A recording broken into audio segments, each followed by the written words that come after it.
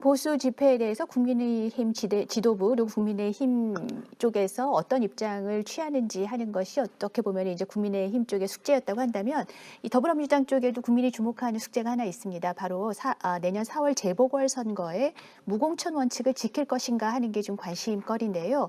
내년 4월 재보궐선거가 박원순 전 서울시장 그리고 오거돈 전 부산시장 때문에 치러지게 되는 만큼 또 거기 예산도 800억 원이 넘게 들어가니까 여당의 책임이 있다. 따라서 무공천 원칙을 지켜야 한다라는 것이 야당의 주장입니다. 그렇죠? 자, 그런데 이낙연 대표는 이 문제와 관련해서 지금까지 즉답을 피해왔거든요. 이 자리에 나오신 두 분 생각은 어떻습니까? 이 민주당의 무공천 원칙 지켜져야 한다고 생각하십니까? 저는 뭐 최고위원 선거를 하면서 제 입장을 얘기를 드린 바 있어요. 그리고 제 개인적인 입장이니까 이게 당의 공식적인 입장은 아닙니다. 일단 제 개인 말씀을 좀 드리면 저는 당의 약속이니까 지켜야 된다. 이것도 충분히 일리가 있는 얘기고 상당히 무게가 있는 얘기입니다. 부담이 가는 얘기고. 그러나 제가 이제 그 헌법적인 원칙, 정당의 헌법적인 가치가 뭐냐. 정당 자체는 사실 핵심은 정당이 중요한 게 아니고 유권자들의 정치적 선택을 돕는 그릇이거든요.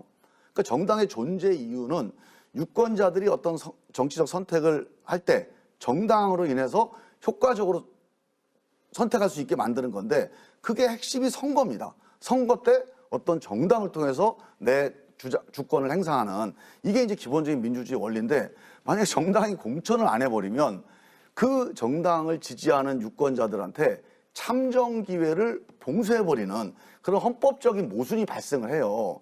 그 사실은 이 문제가 논의될 때 저는 반대했었습니다. 이걸 당원 당규로 채택하는 것은 우리 연정 원리에 맞지 않는다 했지만 워낙 이제 우리가 이 보궐선거에 대한 문제 제기가 많으니까 한 건데 저는 지금도 주장을 우리가 이 문제에 대해서 국민들께 사과를 드리고 이런 각오는 좋지만 각오는 참 선한 뜻이었지만 우리 헌법적 원칙에 비추어 볼 때는 공천을 안 하는 것은 그건 헌정 원리에 맞지 않는다 이렇게 말씀드리는 게 맞을 것 같아요. 근데 그렇게 하려면 적어도 이제 이 과정에 대해서 네 약속 왜 안 지키냐. 이 문제에 대한 국민들의 공감을 좀 얻어야 됩니다.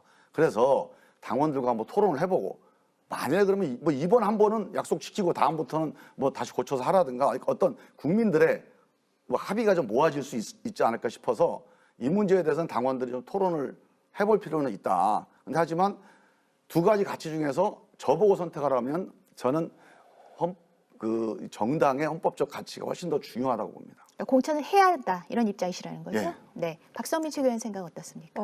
저도 사실 이런 질문을 굉장히 많이 받았습니다. 근데 제 개인적인 입장은 솔직하게 말씀드리면 아직은 좀 중립적인 입장이에요. 이 중립적인 입장이라고 말씀드리는 이유는 사실 이런 부분에 대해서 민주당이 확답을 가지고 있는 것, 당 차원의 뭔가 입장을 가지고 있는 것도 사실은 지금 시기에서는 굉장히 부적절할 수 있다라는 생각을 합니다. 왜냐하면 당장 지금 선거가 중요한 게 아니지 않습니까? 그렇기 때문에 당장 뭔가 선거 전략 혹은 선거에 관해서 뭔가 깊이 있게 고민하는 그 시간보다는 일단 지금 닥쳐있는 현안들이 굉장히 많기 때문에 이런 부분들을 먼저 극복한 뒤에 이야기를 하는 것이 맞고요. 그럼에도 불구하고 이제 제 개인적인 의견을 좀 말씀을 드리자면 앞서서 이제 김종민 최고께서 말씀을 해주셨지만 그 부분에서 중요한 건 전 절차적인 좀 합의 과정이 좀 필요하다고 생각을 합니다. 일단 사실 명문화돼 있는 것, 그리고 약속으로 지금 표기가 돼 있는 것은 사실이고 그 무공천과 관련한 부분에서 정말 우리가 국민의 선택지를 보장하고자 한다면 그리고 국민께서 그런 선택지를 민주당에서 제공을 해달라는 요청을 해주신다면 거기엔 기꺼이 응해야 하는 의무가 정당으로서 있다고 보고요. 그렇기 때문에 그런 국민의 의사를 확인하는 과정이 결국에는 절차적인 민주주의를 시행시키는 과정일 것이고 그 과정을 실행하는 어떤 방법이 될지는 모르겠지만 뭐 그것이 토론이 됐든 뭐 간담회가 됐든 여러 가지 방식을 통해서 의견 수렴을 한 뒤에 좀 적합한 조치를 취하지 않을까 생각합니다. 네. 뭐 추가 질문을 좀 드리자면요. 지금 당원 96조였었나요? 96조에서 이제 무공천 원칙이 이제 있었던 걸로 아는데 아까 전에 일단 첫 번째 두 가지를 좀 지적드리고 싶습니다. 일단 첫 번째로는 과연 이제 후보 한 명이 빠진다고 해서 그게 유권자의 참정권 전체를 저해하는 정도인가에 대한 문제의식은 하나가 있습니다. 그보다 더 중요한 문제는 기본적으로 당원이라는 것 자체가 이미 그 전 당원의 투표를 통해서 전국 의원들의 투표를 통해서 결정된 합의안이거든요. 이미 당원들이 인정하고 납득하고 알고 있는 사실입니다. 그렇기 때문에 당원이 이제 와서 좀 예컨대 우리가 후보를 내야 되는데 이게 좀 알고 보니까 좀 이게 우리가 민의를 거슬 수 있다, 유권자의 참정권을 뭔가 해칠 수 있다라는 것은 오히려 이거는 적법하게 잘 만들어온 당원을 민주당 스스로가 위배하는 것이라고 저는 생각을 하거든요. 그렇기 때문에 저희 역시도 저희가 경북 의령이죠. 의령에서 이제 무공천 원칙을 선언을 한 것처럼 당원 당규는 적어도 그 당내에서는 헌법인 것입니다. 그 당원들의 의사를 존중해야 될 필요가 있다. 뭐 토론하신다고 하지만 그거 자체가 뭐 민주적 절차를 위배한다든지 아니면 이게 뭐 실제로 유권자의 참정권을 저해한다든지 하는 문제는 발생하지 않을 거라고 생각하는 게 개인적인 견해입니다. 글쎄, 우리 김정민 최고위원께서 헌법적 가치에 반한다. 그래서 공천을 하는 게 좋겠다 이렇게 말씀을 하셨는데 당의 허물에 대해서 사과를 하고 국민들한테 그에 대한 책임적 정치의 모습을 보이기 위해서 공천을 않는 것이 헌법적 가치하고 과연 상치될까 하는 것은 국민들께서 잘 판단하실 거라고 생각을 합니다. 안희정 지사가 지금 큰 사건을 냈어요. 오고돈 부산시장이 또 어마어마한 사건을 냈었어요. 박원순 시장이 이런 사태를 냈거든요. 민주당은 양성평등을 지향을 하면서 그렇게 여성들을 우회한다라고 친여성당이라고 얘기를 하면서 접근을 했었거든요. 그럼에도 불구하고 여기로부터 받았던 인권에 대한 소중한 가치를 부르짖는 사람들에 대해서 외면했던 것은 국민들께서 알고 계실 거고 민주당도 잘 알고 있을 거예요. 이러한 소중한 가치도 지키지 못하면서 지금 헌법적 가치를 내세워가지고 출마를 한다? 저는 맞지 않다고 보고요. 또 우리 김최고 의원께서 당선되기 이전이었고 언제는지 모르지만 당원 당규에 이러한 성과 관련된 이러한 부분으로 추문이 나는 거에 대해서는 공천을 안 하겠다라고 이미 약속을 한 겁니다. 당원 당규로. 당사자에 대해서. 자, 또 다른 꼼수예요. 또 다른 꼼수. 아니, 당사자가 어떻게 당사자예요?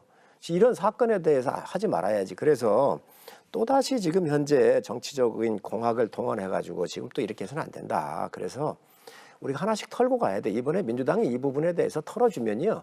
다른 당도 다음에 이런 사태가 나올 수 있습니다. 그때 못하는 거지요. 그래서 우리가 진일보하는 정치의 발전을 위해서라도 저는 민주당이 여러 논리 갖다가 만들어서 국민들한테 필요하게 할 게 아니라 이번 기회에 정리를 하는 게 맞다고 생각을 합니다. 아니 그건 이제 정치공학은 아니고요.